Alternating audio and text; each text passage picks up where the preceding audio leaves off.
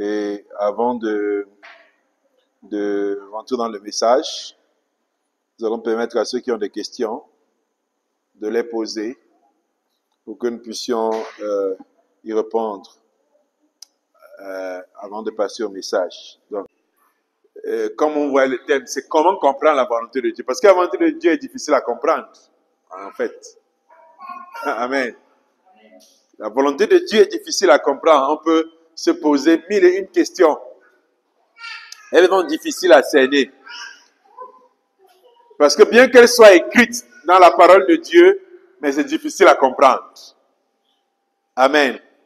Donc vous voyez que le thème c'est bien, pas connaître la volonté de Dieu, mais comment comprendre. Amen. Parce qu'on peut avoir accès en termes de contenu, mais comment comprendre cette volonté de Dieu, c'est un vrai match. C'est quelque chose de super compliqué. Alors, nous dirons que comprendre la parole de Dieu qui s'est incarné à Jésus-Christ n'est pas possible sans l'aide du Saint-Esprit.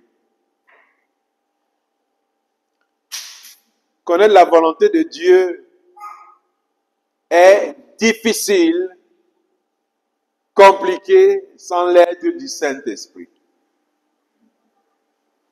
C'est la cause de plusieurs religions. C'est la cause de plusieurs dogmes. C'est la cause de plusieurs interprétations. C'est la cause de plusieurs courants. Quand il n'y a pas le Saint-Esprit, la parole de Dieu devient difficile à comprendre. Parce que le Saint-Esprit connaît tout de Dieu. Il est Christ et il connaît tout de Christ. Le Saint-Esprit connaît tout de Dieu. Il est Christ et il connaît tout de Christ. C'est pour ça que c'est un élément central dans la connaissance de la volonté de Dieu. Parce qu'on peut étudier pendant des années la parole de Dieu sans la comprendre. On peut aller à l'école de théologie, étudier les Écritures sans comprendre les Écritures. On peut être même un athée. Lire la parole de Dieu, l'enseigner, mais sans la comprendre. On a le cas de Paul, quitter l'église du Seigneur. Demandait qu'on lui donne des lettres pour aller arrêter des gens qu'il estimait être des hérétiques, des personnes qui racontent des faussetés sur la parole de Dieu. Et il le faisait de tout son cœur, avec toute la passion et l'engagement, sachant qu'il servait Dieu dans cette position. Parce qu'il lui manquait quoi? Le Saint-Esprit de Dieu. Alléluia. Sans le Saint-Esprit de Dieu, on ne peut pas comprendre la volonté de Dieu. Le lecteur non éclairé lira la Bible comme un livre ordinaire, comme un livre scientifique, comme le ferait un théologien qui n'a aucune relation avec Dieu. Mais il peut vous donner un cours de théologie. Il peut vous expliquer la parole de Dieu comme un livre de français où on fait une analyse de texte. Il vous dira sa pensée, sa compréhension du texte, mais il ne pourra pas saisir la puissance qu'elle contient. Il ne comprendra pas la vérité qu'elle délivre. Alléluia. Parce que si on lit la parole de Dieu en comprenant la pensée de Dieu, il y a une puissance qui en ressort. Il y a une puissance qui est délivrée. Il y a une vérité qui transforme derrière. Chaque fois qu'on lit la parole de Dieu de manière intellectuelle, elle nous laisse la même personne. Alléluia. Elle n'a pas d'impact dans notre esprit. Nous sommes simplement des lecteurs, des personnes qui font une dissertation, une compréhension de textes. Et c'est dangereux. Alléluia. Vous savez, souvent j'entends des commentaires de non-chrétiens. Et encore ces jours, j'en entends. on commence à douter, est-ce qu'ils sont vraiment des gens, des chrétiens, ces gens? Parce qu'ils partent à l'église tous les jours et dans leur bouche, il y a tellement Jésus, Jésus dedans, qu'ils sont différents de ce qu'ils disent. Pourquoi? Le Saint-Esprit manque. Alléluia. On peut se faire sa religion et défendre les valeurs de cette religion. Mais si on a le Saint-Esprit, il doit opérer en nous la transformation. On ne peut pas avoir une maîtrise des Saintes Écritures sans être transformé. Si on a le Saint-Esprit. Mais on peut avoir une maîtrise des Écritures et être la même personne s'il n'y a pas le Saint-Esprit. Alléluia. Donc c'est un élément central dans la vie chrétienne. Dans la vie de Dieu, on a besoin du Saint-Esprit. Sinon, on deviendra des théologiens, des lecteurs de la Bible, des dissecteurs de la Bible, ceux qui font des compréhensions des textes, analyse logique de la Bible. Et n'auront pas de puissance. Il y a dans l'histoire, il y a eu des chrétiens, et aujourd'hui même encore, il y a des chrétiens qui font du mal en utilisant la Bible. On a des versets fétiches, comme déjà, ne donnez pas des choses saintes aux chiens. Jésus lui-même a fouetté les gens au temple. Et on peut aussi fouetter les gens. La foi n'est pas la lâcheté. La chair est faible, l'esprit aussi est disposé. Donc, la Bible, on peut l'utiliser pour aussi faire du mal. Un sorcier ne vivra pas en Israël. On peut utiliser tellement de textes pour justifier certaines attitudes, comportements, égarements. Donc, les chrétiens même étaient persécutés au nom de la Bible. Pour les envoyer en prison au nom de la Bible. Il estimait qu'ils blasphémaient. Jusqu'au jour où il a fait la rencontre de Jésus, du Saint-Esprit. Les écailles sont tombées de ses yeux. Les dérives que nous constatons aujourd'hui au sein de l'Église sont le fruit de la mauvaise compréhension de la parole de Dieu. Très mauvaise comparaison. On a d'un côté les gens qui sont très laxistes.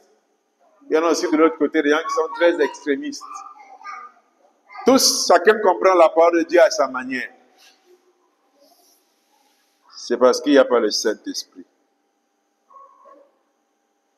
On peut donc mal comprendre la Bible et s'en servir pour blesser aussi, pour abuser, pour tuer même des gens spirituellement, psychologiquement.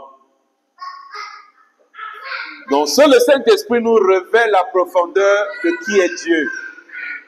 Alléluia. Seul le Saint-Esprit nous révèle la profondeur de qui est Dieu. C'est pourquoi nous en avons besoin. Quand nous devons lire la parole de Dieu, nous avons besoin du Saint-Esprit comme allié.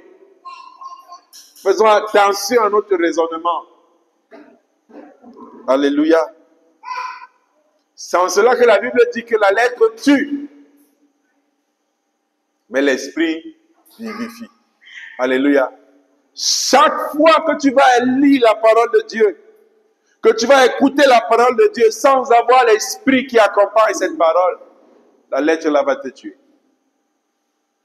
Il faut que le Saint-Esprit s'approprie de cette parole pour te délivrer, pour t'affranchir. Alléluia. Seul le Saint-Esprit nous révèle les profondeurs de Dieu. Il nous montre le Christ et nous permet de passer de la lettre qui tue à l'Esprit qui donne la vie. Lorsque tu reçois Jésus-Christ dans ta vie, il vient vivre en toi par le Saint-Esprit. C'est par le Saint-Esprit que Jésus vient vivre en toi. Et le désir de Jésus, c'est que tu sois aussi baptisé de l'Esprit. Si tu n'es pas encore baptisé de l'Esprit de Dieu, il faut le désirer. Alléluia. Parce que étant baptisé dans le Saint-Esprit, il va t'éclairer de l'intérieur. Parce qu'il y a des questions pour lesquelles tu liras la Bible et tu n'auras pas de réponse. Il faut que le Saint-Esprit vienne t'éclairer à l'intérieur de toi. Alléluia. Il y a des questions de la vie qui vont se poser à toi. Et tu liras pas la réponse dans la Bible. Alléluia. Tu ne peux pas trouver toutes les réponses dans la Bible.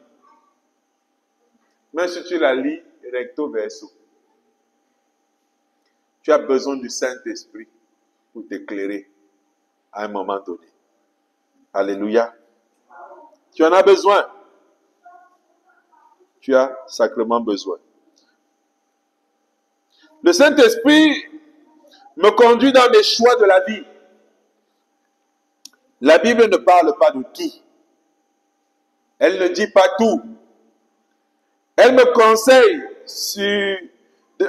de choisir un conjoint qui aime Dieu, par exemple.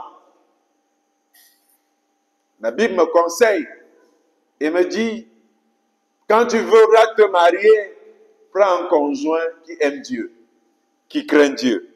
Amen. Mais la Bible ne me donnera jamais son prénom, ni son nom. Amen. Elle ne me donnera jamais son prénom ni son nom. C'est-à-dire que si je veux me marier ici, j'aurai donc plusieurs choix apparents de sœurs qui craignent Dieu.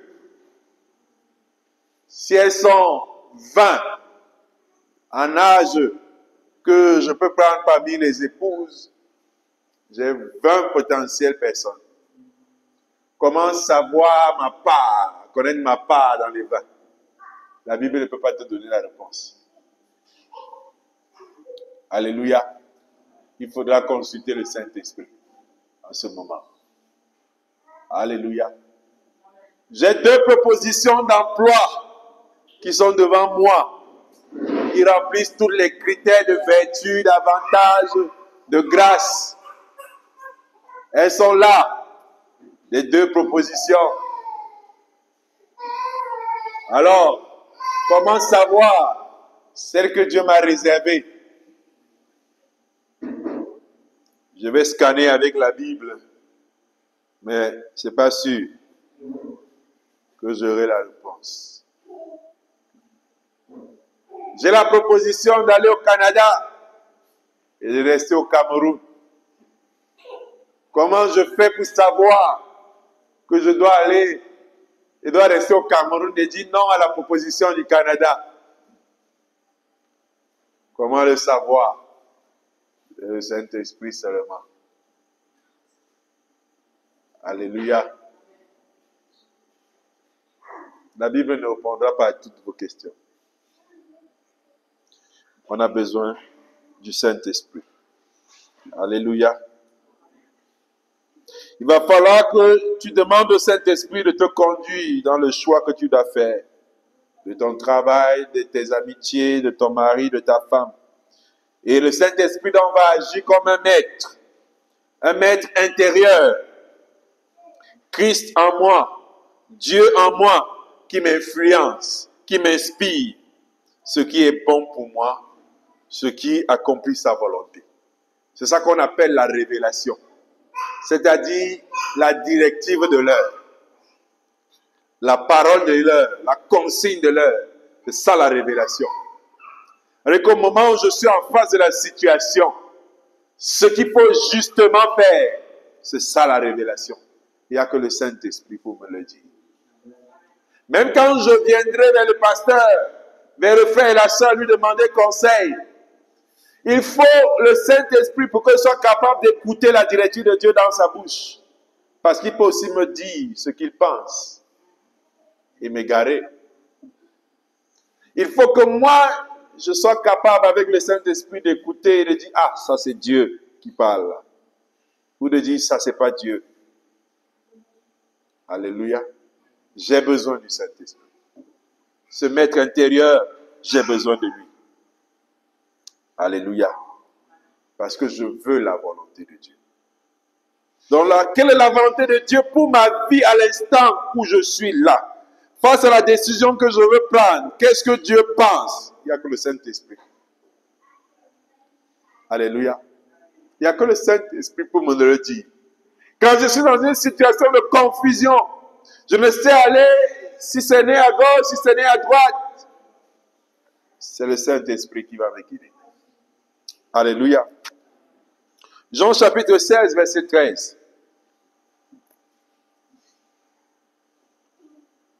Jean chapitre 16, verset 13. Jean chapitre 16, verset 13, je vais lire en une autre version. Quand le consolateur sera venu, l'Esprit de vérité, il vous conduira dans toute la vérité, car il ne parlera pas de lui-même, mais il dira tout ce qu'il aura entendu et vous annoncera les choses à venir. Alléluia. C'est la promesse que Jésus faisait aux disciples, à l'église d'antan. Le consolateur, quand il viendra, c'est l'Esprit de vérité. Il vous dit la vérité. Il vous conduira dans toute la vérité. Il n'y a pas une vérité qui vous sera inaccessible. Le Saint-Esprit vous conduira dans toute la vérité.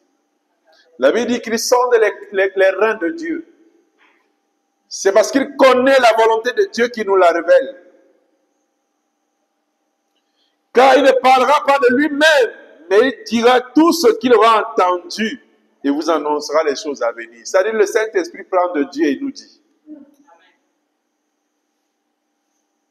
C'est pourquoi on ne peut pas faire sans lui.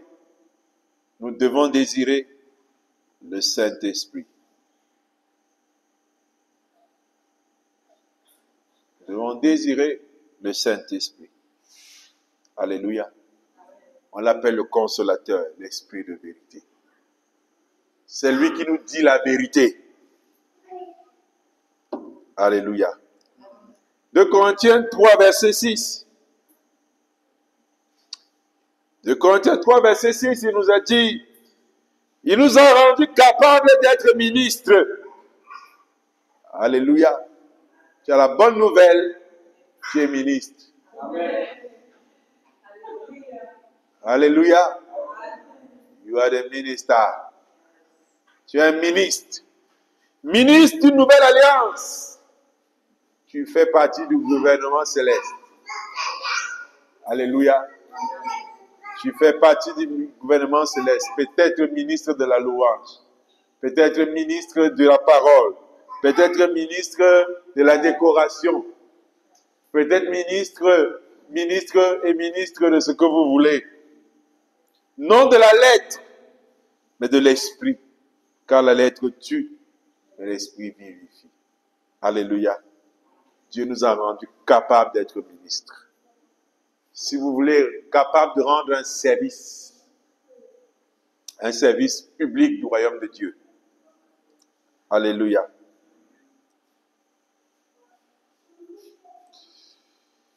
Ils agiront ainsi, verset 3 de Jean 16. Ils agiront ainsi parce qu'ils n'ont connu ni le Père ni moi. Quand on ne connaît pas le Saint, on n'a pas le Saint-Esprit. Parce que celui qui nous fait connaître le Père et le Fils, c'est le Saint-Esprit. Celui qui nous révèle le Père et qui nous révèle le Fils, c'est le Saint-Esprit. Et quand quelqu'un n'a pas la révélation de ces gens, de cette divinité, ils agiront comme des fous. Ils agiront sans sens, comme des personnes perdues. Luc 12, verset 12. Car le Saint-Esprit vous enseignera à l'un même ce qu'il faudra dire. Alléluia.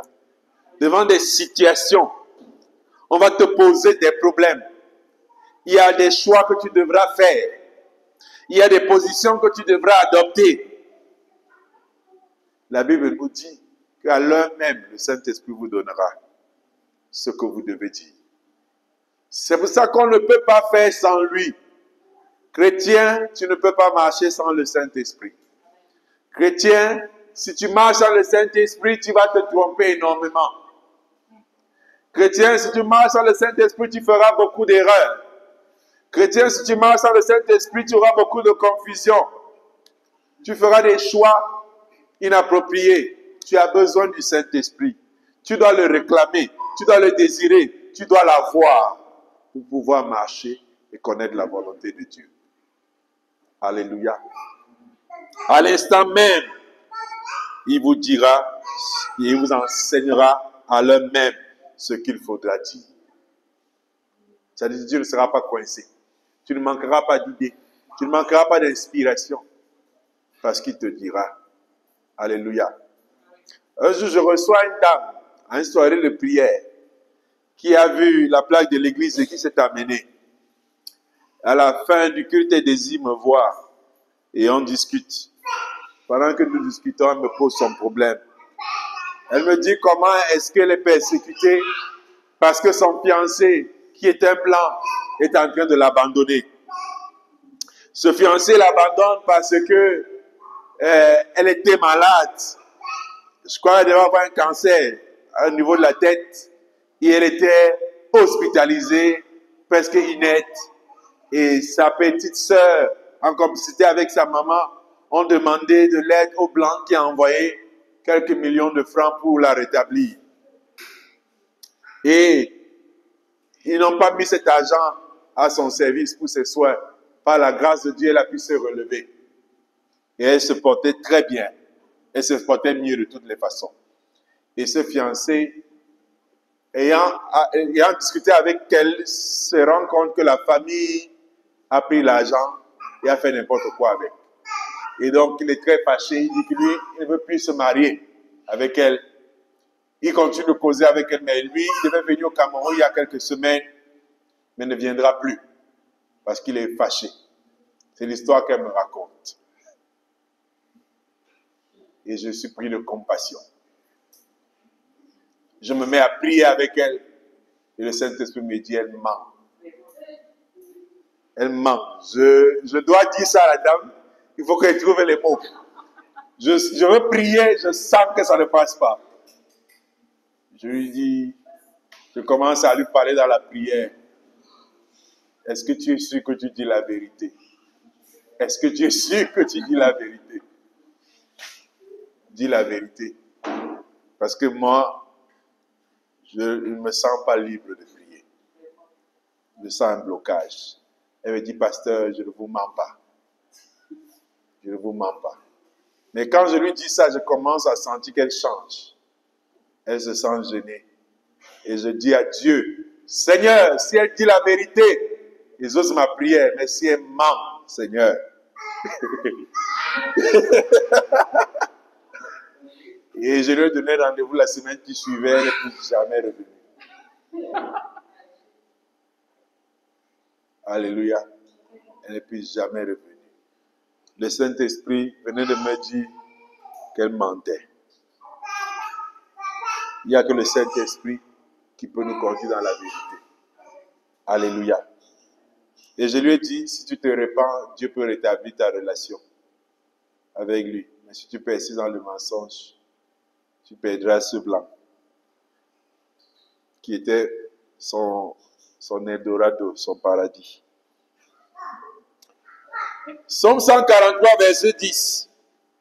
Enseigne-moi à faire ta volonté, car tu es mon Dieu. Que ton bon esprit me conduise dans la voie droite. C'est la prière du psalmiste. Il dit, enseigne-moi à faire ta volonté. Enseigne-moi à faire ta volonté. Je veux faire ta volonté. J'ai besoin de la connaître. Il dit, car tu es mon Dieu. Que ton bon esprit me conduise sur la voie droite. Il arrive souvent qu'on est confronté à cette situation. La meilleure chose, c'est de chercher la compagnie du Saint-Esprit. Parce que les temps de confusion aussi, ils arrivent. Les temps de doute, ils arrivent. Les temps de peur, ils arrivent.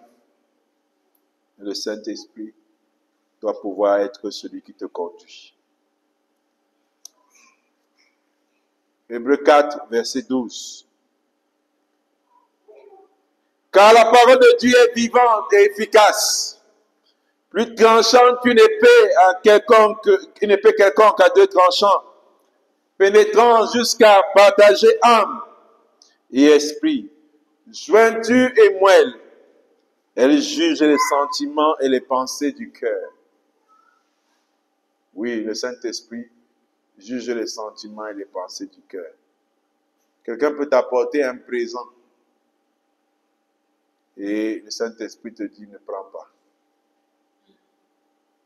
Parce qu'il juge les pensées du cœur de cette personne. Et dans d'autres cas, il va te dire prends. Comment connaître quand il faut prendre et quand il ne faut pas prendre? Il faut écouter le Saint-Esprit. Parce que c'est lui qui connaît les reins, qui est capable de partager l'âme et l'esprit, la moelle et les jointures, qui est capable de sonder les pensées, de juger les pensées, les sentiments. Avec quel sentiment la personne me le donne? Avec quel sentiment la personne me parle? Avec quel sentiment la personne me dit cette chose? Les paroles paraissent intéressantes, mais derrière il y a du faux. Derrière il y a du piège. Le Saint-Esprit va pouvoir nous éclairer. Alléluia. Éphésiens chapitre 1, verset 16 à 18, nous terminons par là. Je ne cesse de rendre grâce pour vous, faisant mention de vous dans mes prières, afin que le Dieu de notre Seigneur Jésus, le Père de gloire, vous donne un esprit de sagesse et de révélation.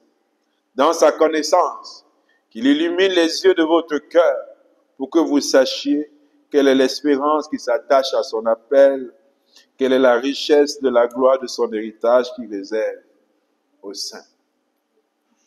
Alléluia. L'apôtre dit ici que sa prière qu'il forme chaque jour à l'égard de ses enfants spirituels, c'est que Dieu, le Seigneur Jésus-Christ, leur donne un esprit de sagesse et de révélation, c'est-à-dire le Saint-Esprit. Alléluia. C'est fondamental. On ne peut pas mener une vie spirituelle réussie sans avoir pour maître intérieur le Saint-Esprit. On a besoin du Saint-Esprit. Parce que, comme la Bible nous dit, c'est un esprit de sagesse. Il nous apporte la sagesse, mais il nous apporte aussi la révélation. C'est-à-dire que les choses cachées, il nous les révèle. La Bible dit que les choses cachées sont à l'Éternel et les choses révélées sont aux hommes. C'est-à-dire que les hommes voient ce qui est révélé, mais ce qui est caché, c'est à Dieu. Il n'y a que le Saint-Esprit pour nous montrer ce qui est caché. Alléluia.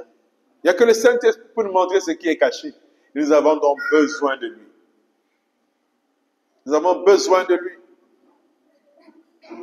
Nous avons besoin du Saint-Esprit pour nous révéler ce qui est caché. Les choses à venir, les choses passées, les choses présentes. Quand le Saint-Esprit il est là, nous sommes moins dans la confusion. Alléluia.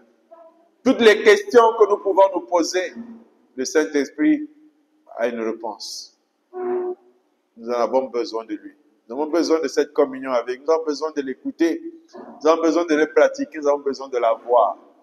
C'est primordial. Pour avoir une vie chrétienne savoureuse, on a besoin du Saint-Esprit. Sinon, la loi de Dieu devient pénible. C'est le Saint-Esprit qui rend la loi de Dieu agréable. C'est lui qui la rend digeste. C'est lui qui la rend appétissante. C'est lui qui la rend adorable. Le Saint-Esprit de Dieu. Sinon, nous vivons la parole de Dieu comme étant une loi, comme étant un fardeau, comme étant quelque chose de lourd. Sinon, nous vivons la vie chrétienne comme une vie de dogme. C'est le Saint-Esprit qui la rend agréable, qui donne de la saveur, du goût, du plaisant à la vie chrétienne. Alléluia. Sinon, on devient des religieux. On devient des religieux, des dogmatiques. C'est le Saint-Esprit qui donne du goût à la vie chrétienne. Alléluia. Que le Seigneur bénisse sa parole. Certainement, nous continuerons notre grand thème.